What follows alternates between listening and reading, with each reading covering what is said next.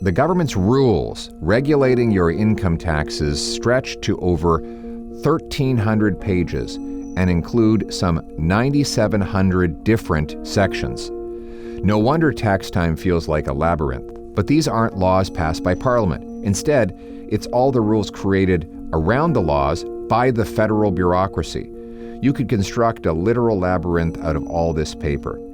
And it's only gotten worse. In 2023, the federal government calculated that it has 149,401 regulatory requirements. That's 20,000 more regulations since the Liberals took office. And now they want you to elect them for a fourth term. That might seem like a lot of regulation and a lot of paper, but it also adds a lot of costs. Government regulations cost small business at least $51 billion a year, and that does not include the massive costs of government regulations that block pipelines, mines, and other projects typically done by other bigger businesses. This is one of the reasons why we've had a lost Liberal decade, with the worst growth among all our competitors. And we've lost $500 billion of investment from Canada to the U.S. in the last decade, including Mark Carney's own company that moved its headquarters from Toronto to New York, shifting Canadian jobs south only days after Trump threatened tariffs. We've also known that the regulatory bloat has existed for decades, which is why the previous Conservative government passed the Red Tape Reduction Act in 2012. It enshrined a simple rule. For every new regulation the government brings in, it must eliminate another one from the books, one for one. Now, this law is still technically on the books. The government should have to reduce one for one. So how is it the number grew by 15%? Well, the Liberals have been very sneaky. Instead of reducing the number of regulatory requirements, they reduced the number of regulatory titles. In essence, they reduce the number of books while increasing the size of each volume. This is how you get fewer, quote, consolidated regulations while adding hundreds of pages of new rules.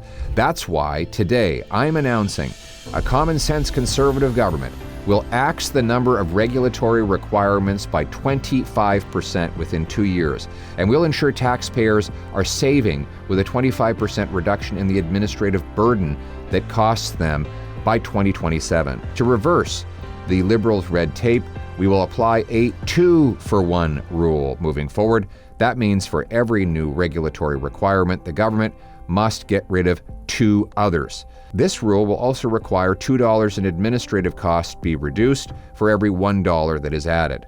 And to make sure it actually happens, we're going to require by law that the Auditor General verify that the 2-for-1 rule is being followed.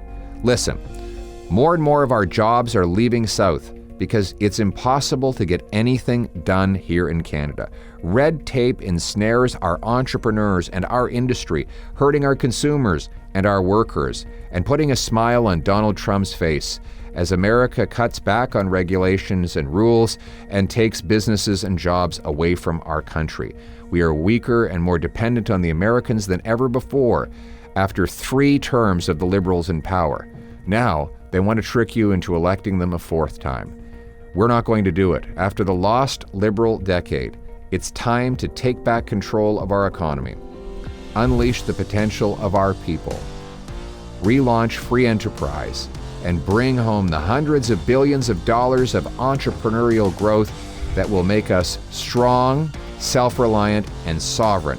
Less bureaucracy means lower taxes and more entrepreneurship with bigger paychecks for you. Let's bring back common sense over how we manage our common sense, because you work hard for your money and you deserve to bring it home.